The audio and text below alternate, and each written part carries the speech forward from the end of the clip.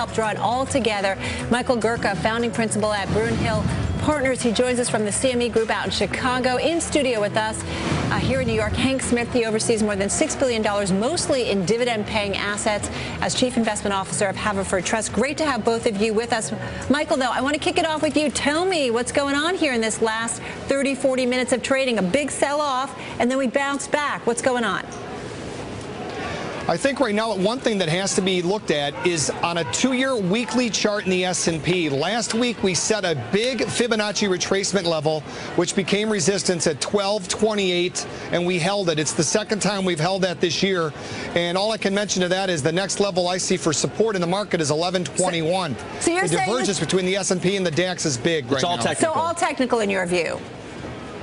I think it is right now, at least. I mean, you can look at two things right now, which is the Fed and the dollar, and then you look at the way the equity markets are trading. I think the equity markets have diverged themselves from the Fed, so that's why it's technical in nature.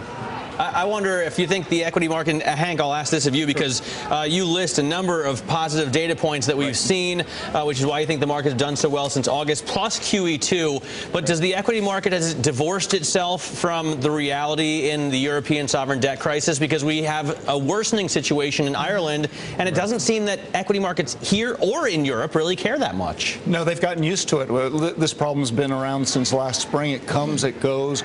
Now it's back. But the market's come a long way from the September lows, but it hasn't gotten ahead of the fundamentals. We've just almost completed third quarter earnings reporting season. Earnings up 36%, top line growth, bottom line growth, and valuations remain very compelling in here.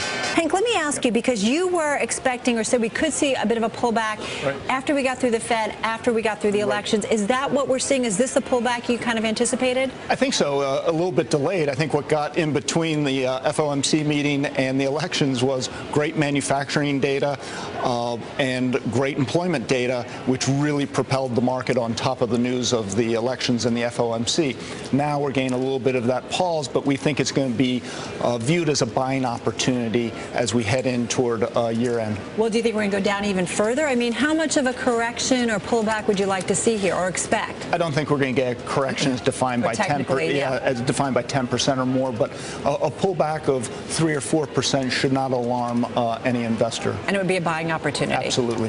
Hey, Hank, it's Adam. Let me jump in if I may. I'm just curious, why a buying opportunity? Why is it going to be perceived as a buying opportunity as opposed to an opportunity to put some profits in your pocket? Why the perception?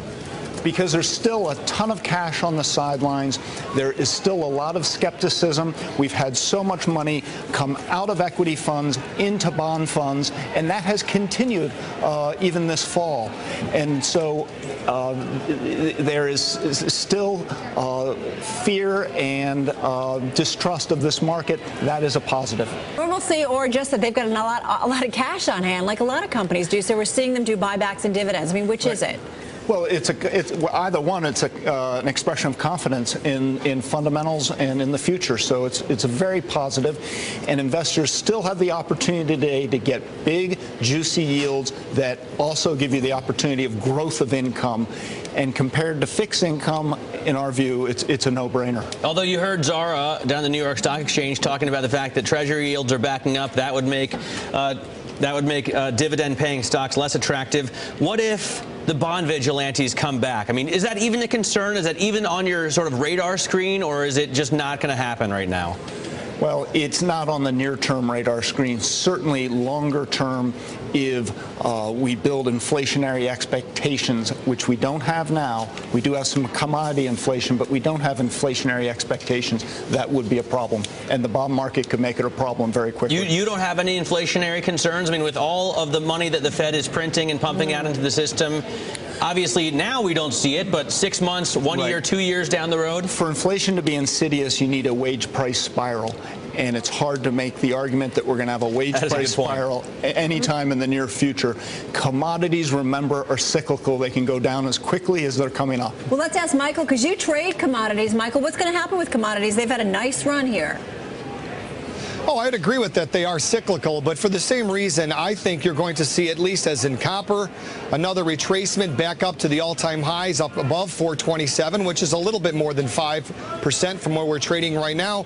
And I really would put that on the fundamental aspect of global demand, not just from the BRIC countries, but the emerging markets. There is so much international growth going on right now. The commodity space is the biggest benefactor of that, and these are not normal times, which is why pragmatic thinking and fundamentals aren't always the case. Well, as Neil Grossman says, it's actually the new abnormal, which I kind of like here. But I mean, Michael, you're saying the new malaise. The new malaise. There's a lot of good ones. I mean, you find that most of the commodities are trading on fundamentals, or is it all of this loose cash flying around? Thank you, to the Fed. Increased liquidity here. Well, there's a lot more choices with that cash than there has been, and for that same reason, then this definitely thirst for yield right now, at least, that's where the Treasury market is going to continuously lose. And again, that's why I would not use the barometer of gold right now, or even silver on these spikes, but copper. 5 seconds, Hank. Got a good investment play or favorite play right now? Got to be quick.